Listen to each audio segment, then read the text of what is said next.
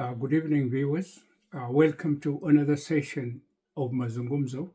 This is your host, Dr. Gilbert Githere, coming to your homes with this program, which comes to you regularly on YouTube, on X, sometimes on Facebook. So if you're looking for it, try and you'll see. It's at Gilbert Githere Gilbert. Now, today we are going to continue with our program, the Algorithmic Law of Value. It's basically academic for people who are doing higher studies. We're trying to look at what could be able as an economic paradigm to replace the structural law of value by Jean-Paul Riyad. And here I have come up with the algorithmic law of value, and we are trying to see whether it could be possible for it to replace the structural law of value. Because we are already at a crossroad. It's just like when the global economy went industrial. We are now on that crossroad. Modernity is being replaced by postmodernity. And that is the area Jean-Paul Riyad and many other scholars covered.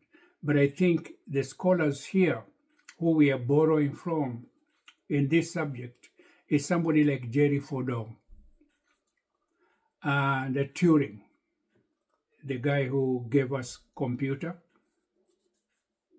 are computational, language and everything, Turing.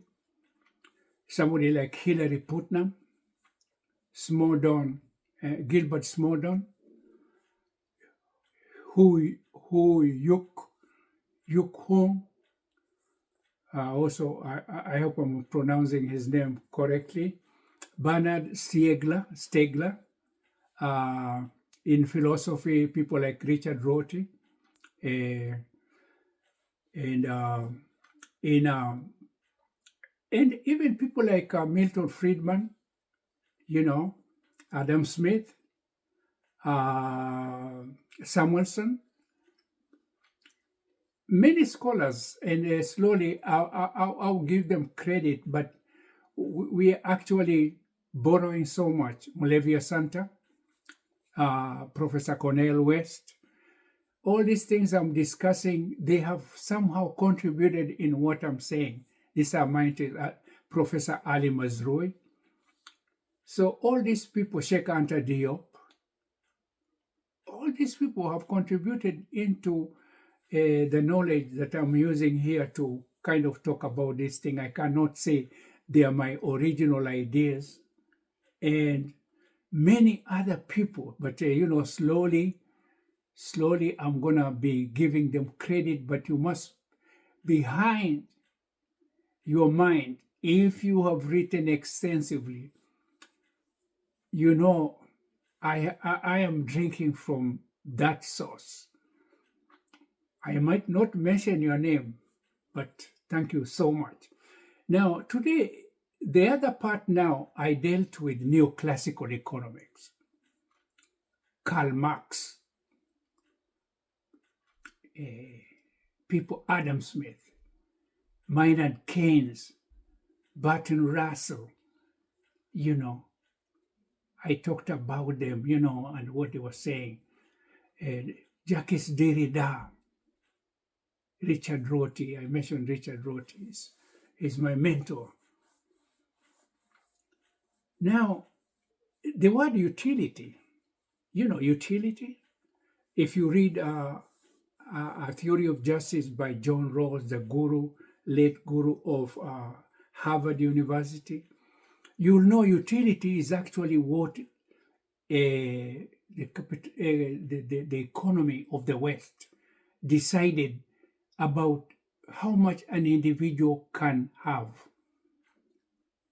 Utilitarianism. How much can you utilize from the environment? And if you are endowed, what should you do with what has been endowed unto you with those the less fortunate. So he covers this utilitarianism. So utility is what has failed us. Utility and the failure of subjective value. Neoclassical economics tried to replace labor with utility. Under this scheme, value was no longer objective but subjective. So you can see it has changed. Utility is no longer objective, it's subjective. It becomes a mental state. Consumerism. Bernard Stiegler deals with this subject very ably, because once the mind is the one determining consumption, the mind can consume as much as it can. It can consume so much. It was tied to preference, marginal choice, and consumers supposedly optimizing behavior. The difficulty is that utility is not observable in the way prices, quantities, or wages are observable. Utility is a mental state, not an object. It can be narrated, inferred, and modeled, but not directly inspected. You cannot take it physically, manipulate it. Utility, you cannot.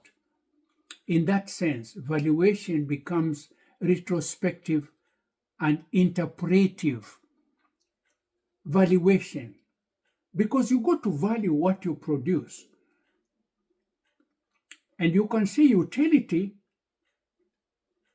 has become the measure of value and is a mental state. So you can imagine how much it can play about with value.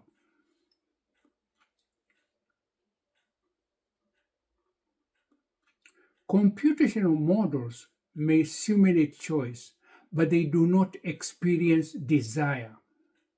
As digital systems take over decision-making environments, utility becomes increasingly inoperative as a ground of value.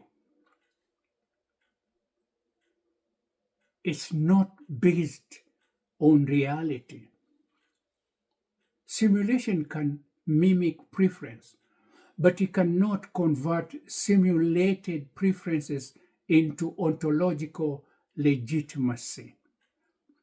Now, a good example I'm going to give you briefly, because I talked about that sensation when I talked about flying from LaGuardia to LA John Wayne's Airport in a simulated cockpit.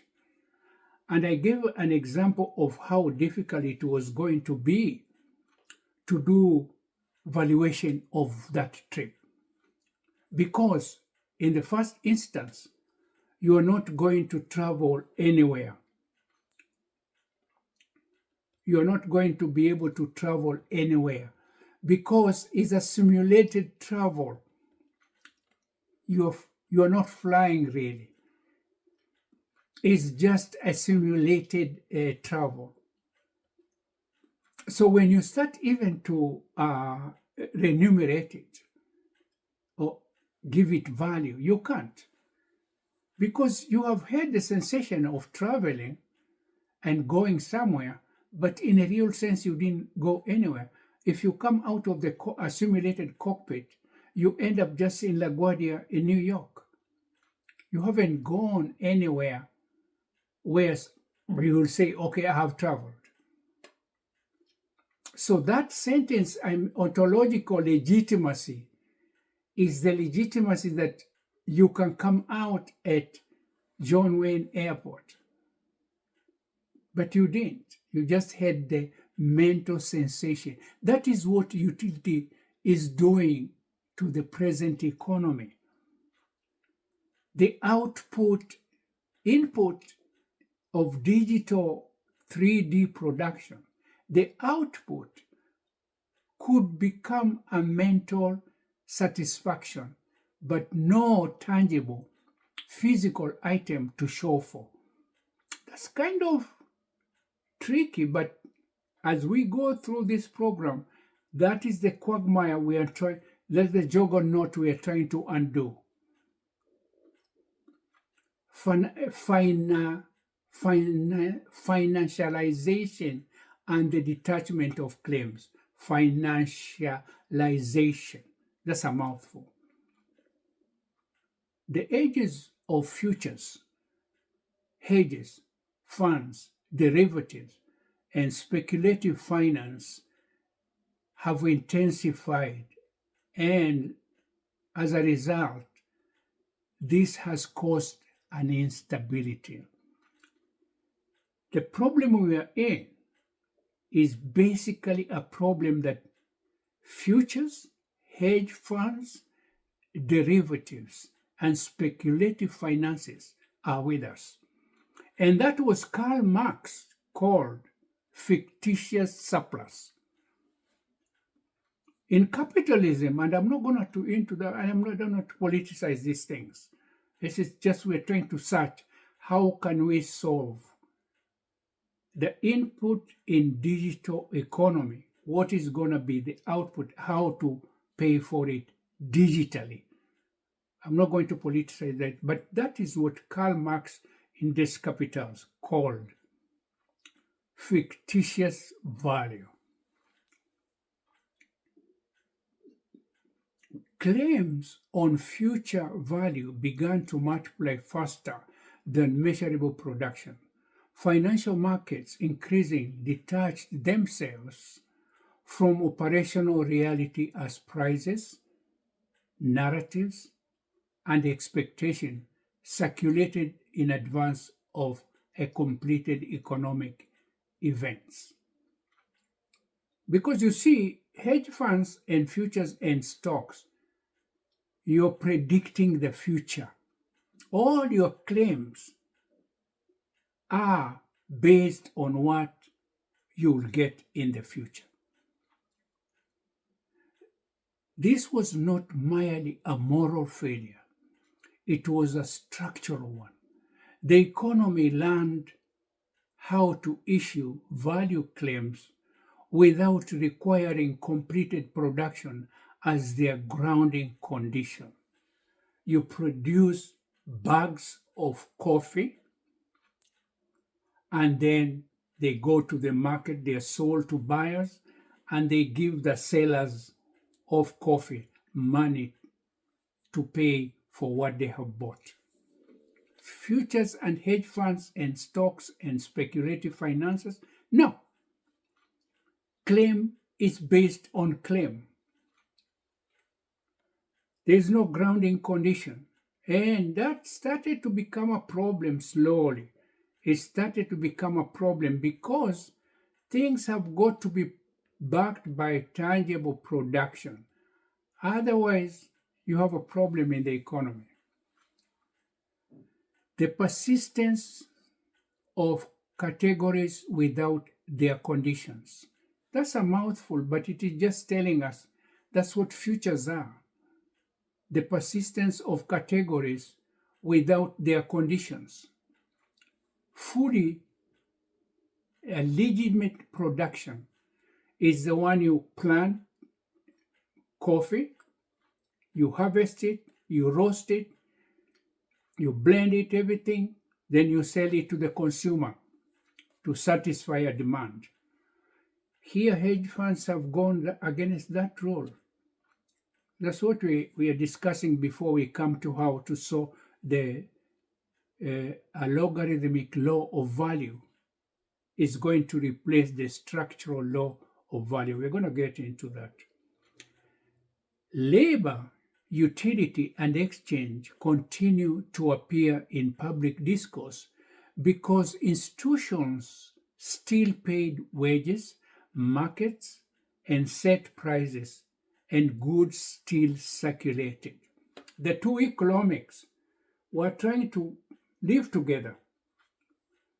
The analog with the digital is trying to live together. They can't just part company before the experts get what is to go with. The digital economy with a digital input, digital production, output. Digital input begets digital output. But here they haven't synchronized.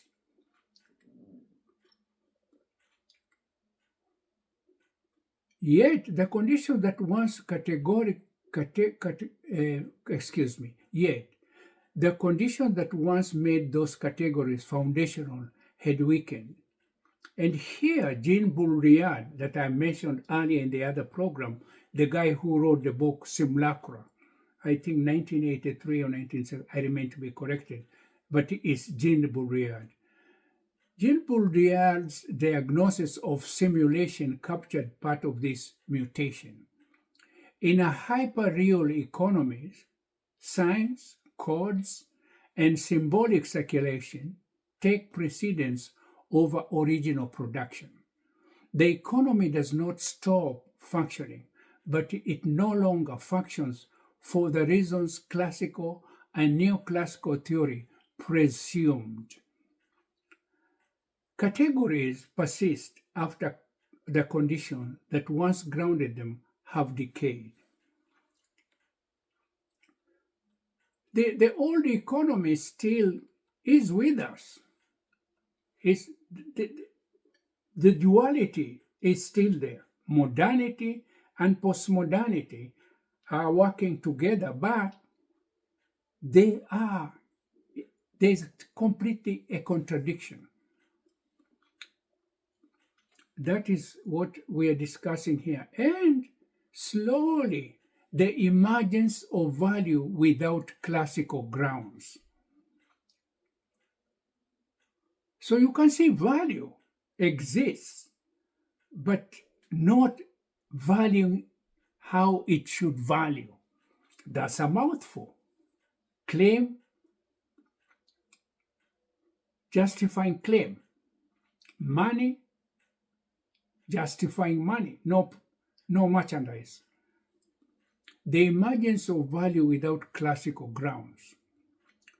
The 21st century increasingly operates through automated computation, cryptographic systems, and algorithmic coordination. Here, value appears without classical grounds. Financial instruments operate independently of production. Exchange occurs digitally mediated forms. Machine systems create validated outcomes that are not reducible to labor time or consumer preference. The result is a deep theoretical problem. If labor, utility, and exchange no longer ground value the old way, then a new law of value is required.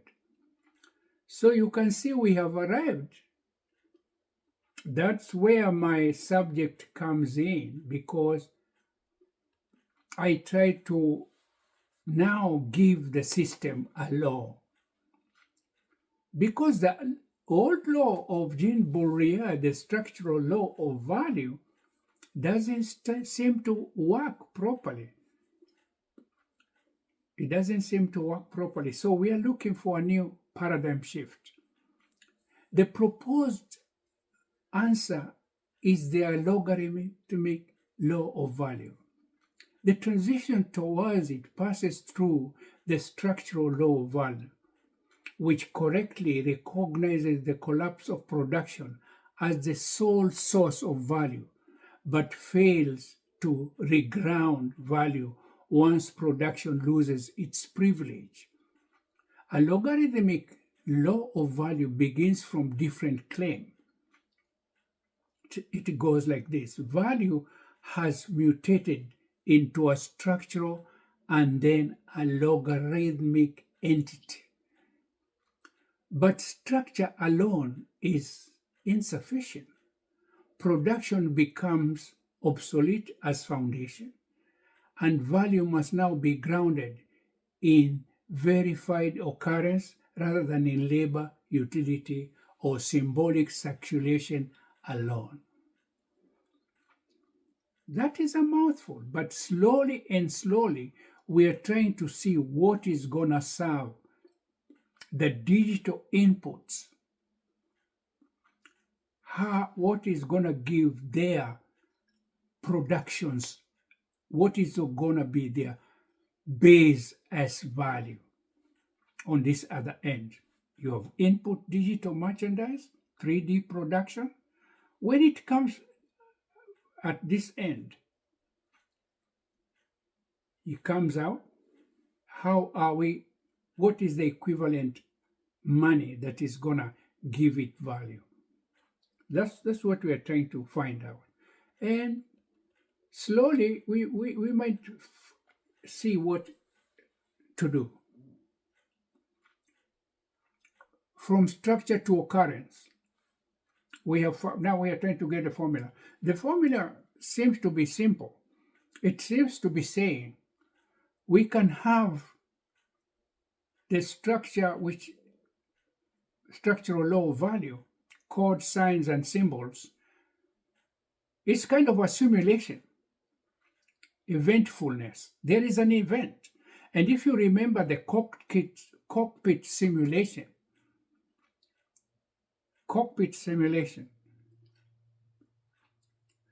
where we said we traveled from LaGuardia to John Wayne Airport in California, and in the cockpit we felt we had traveled, but it was simulation.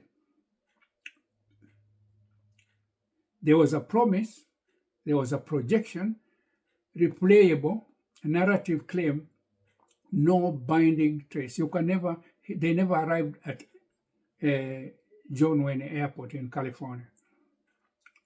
So we left LaGuardia in a simulated flight with all the sensations, utility, a mental state.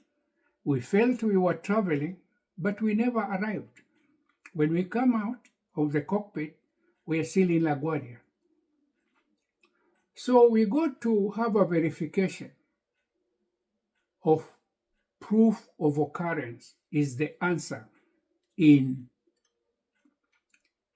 the algorithmic law of value. That's what's going to help us, because in that formula, there is occurrence. There has to be an occurrence of an event, which is a complete event. It is irreversible. You can trace it. And at the same time, it was very hard. There was a lot of problems to get that value. There was work performed, and it can be publicly verifiable. Those statements are going to get clearer as we dig into the subject of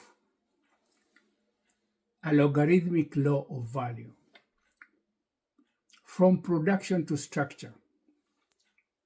So you can see in the logarithmic law of value, we're going to get away from a terminology called production, and we're going to enter into the era of a structure.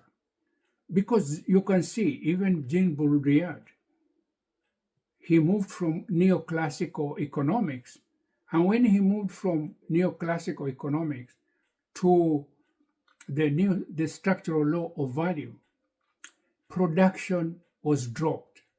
Structure became the norm.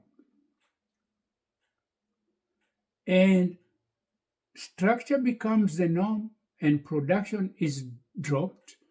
Then now we are trying to look how the digital input is gonna have a digital output synchronized, and they are working in unison.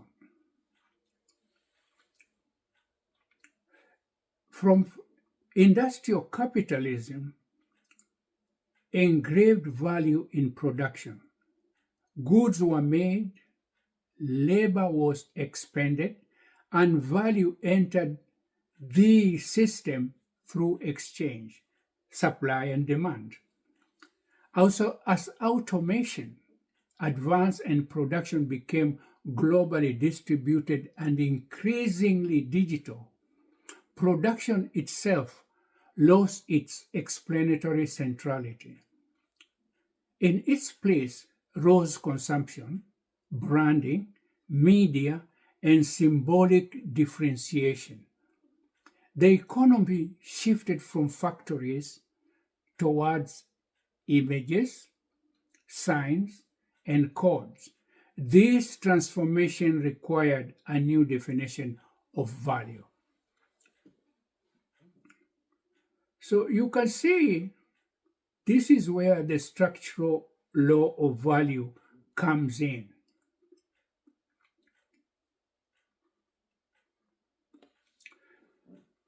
The structural law of value was actually stated by Jean Baudrillard.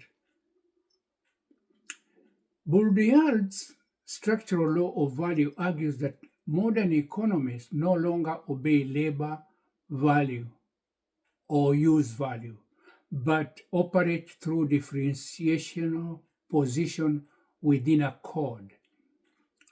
Under this law, value arises from relations inside a system of signs.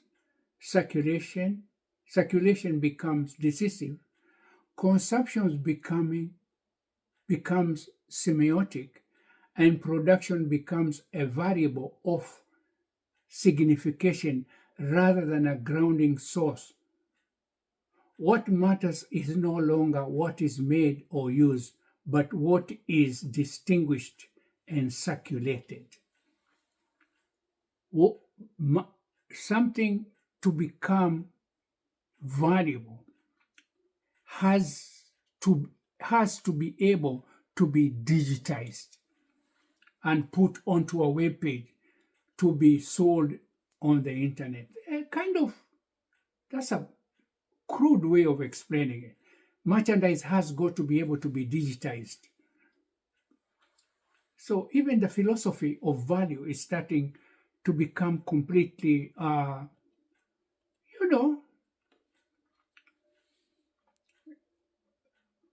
why production becomes obsolete. Production does not vanish in structural economy. Rather, it ceases to be foundational. Labor input no longer determines value. Utilities become secondary, and material production loses exploratory force. Value circulates without a stable origin. In this sense, production does not merely evolve, it becomes obsolete as the philosophical ground of value. I think I have done 28 minutes. I'm going to kind of pause there. And what I'm going to actually do is to let people digest what we have gone through so far, because it's mouthful and intense. Because here now, production as we know it has become obsolete.